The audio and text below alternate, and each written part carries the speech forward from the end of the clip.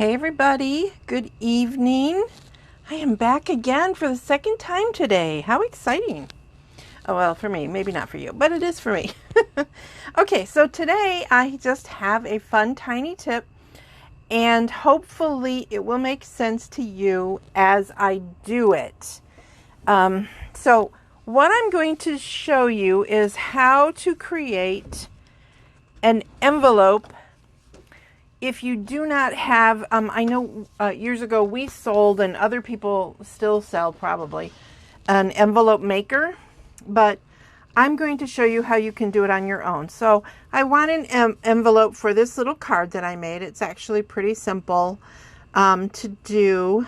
I also wanted to show you that this ribbon is, it's actually this ribbon. So I'm not going to exactly show you that tip today, but it's this ribbon. And all I did was I cut it in half and colored one of the strips with the Balmy Blue, which is this color blue. It comes out a little bit darker than the DSP, but it is the same color. And then I just tied it. So that's in case you're wondering where that ribbon came from. But anyway, the card is not my tip today. So what you're going to do is you are going to start with a piece of 8x8 designer series paper. Determine which side is going to be the outside. I love this, but I think with this I could actually write the address and stuff right on it. So this is going to be my outside. So I made myself a little template, and I'm going to tell you exactly where this template came from. Several years ago, don't ask me when, Stampin' Up! Sold packets of cardstock that were envelopes, and you got them like this, and then you just folded them into envelopes. So easy peasy, I just kind of traced it out, did the math, and so I've done this before. Hopefully, you know how my videos go. It's sad but true. So hopefully I won't have any problems doing this in front of you guys. So again, I've got it upside down because I want to be able to see. All right. So what I'm going to do is I want to score at 4 1/4 and go, or 4 1/8 and go down to 4. Which is a little bit confusing when you're doing it, honestly. So this is my suggestion. My suggestion is to grab a pencil and a ruler, which my 12-inch ruler seems to be upstairs. So hopefully this one will be long enough. But, and I'm going to set this aside for a minute. Sorry.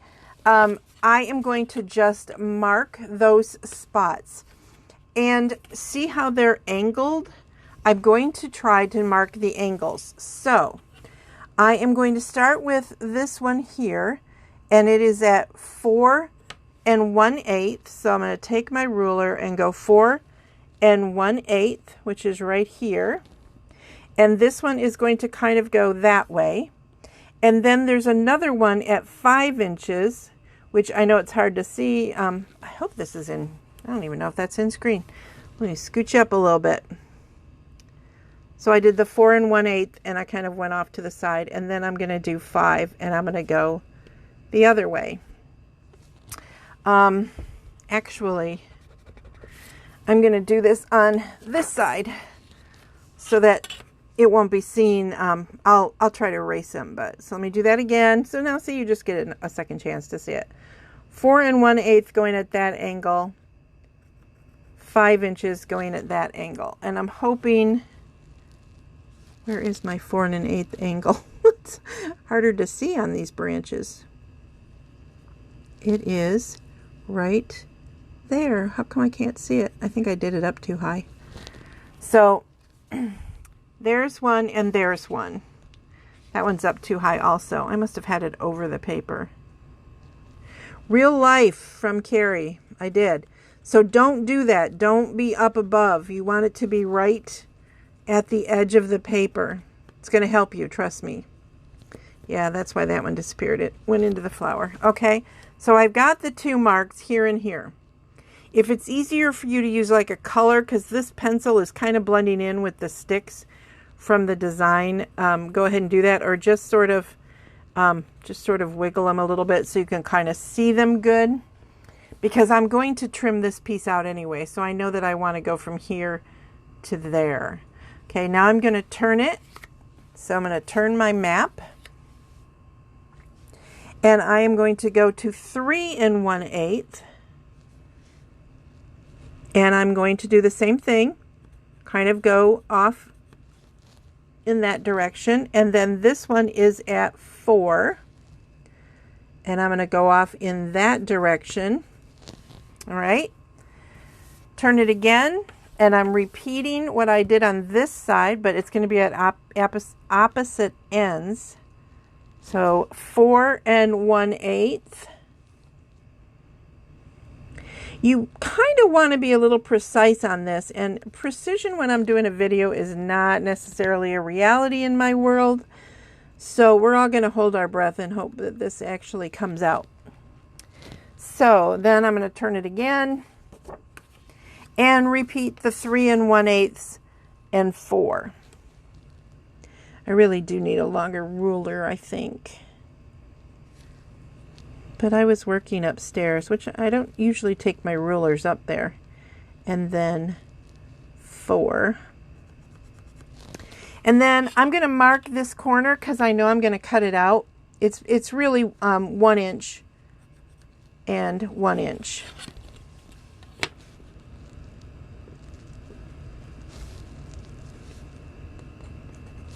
So now for that one, I'm going to go ahead and I'm going to line these up.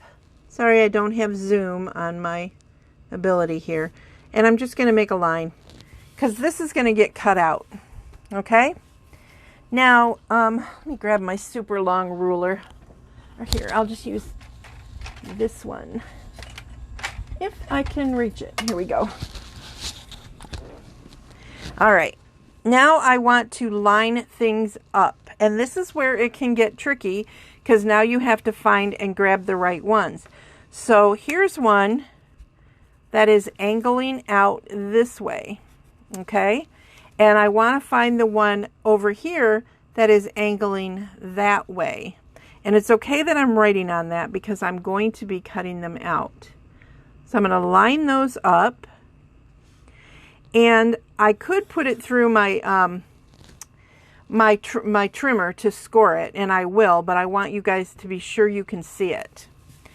Now I'm going to turn it to this one that goes that way and find this one here that goes that way. I hope this is making sense to you guys. And I'm going to mark that. And see, this is going to get cut out. And then I'm just going to repeat that again, finding the right spots. I think that's one. Let me see if it'll erase. Yep, okay. It is a little, like I said, it can be a little daunting on designer series paper. You may, like, if I'd have been thinking, I would have used a different colored pencil or something. I would have grabbed a colored pencil. So, oops. See, now that's really crooked.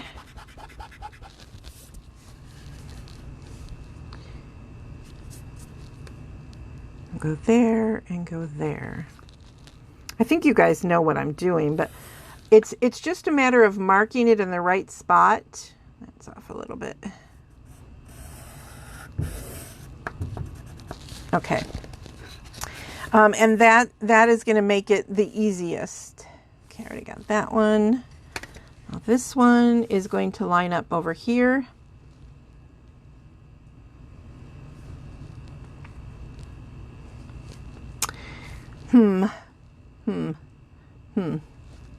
This is looking a little off to me, but we're going to go for it and see what happens.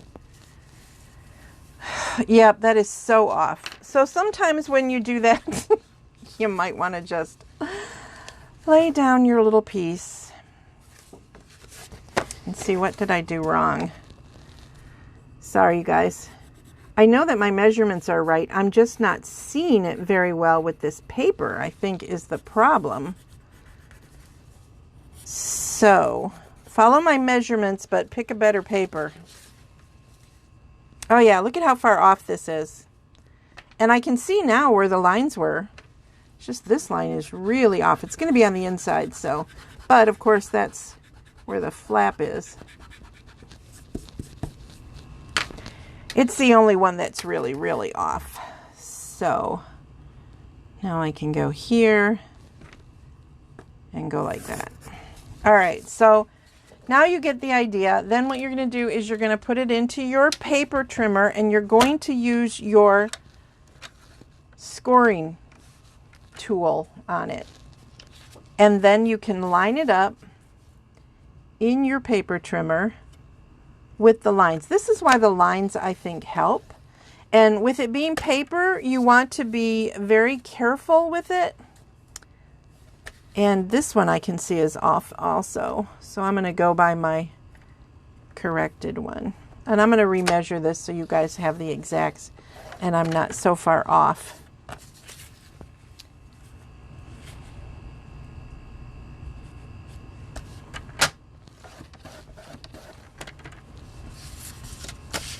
Okay. I didn't want to make it ahead of a time because I wanted you guys to see the process. Okay, so now I have everything scored. And then you're just going to fold those score lines.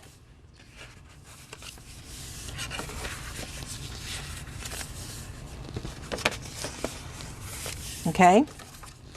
And then you're going to want to snip out these corners. Now, this is really nice for this one because they did round all the corners, and you can do that if you want to, but it isn't 100% necessary. At least that's what I have found. And if you look at my template, let me find the right way. My template shows that I'm right in my math. I just wasn't right on this paper. So if you guys want to take a screenshot of this, the math is correct on it. So I'll give you just a minute to grab this. And I'll put a picture on my page also. So then when you snip out these pieces from the corners, just right at your score lines.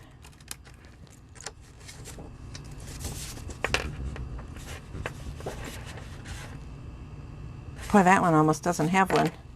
So this still may not come out perfectly, but we're going to fake it and just assume that it did.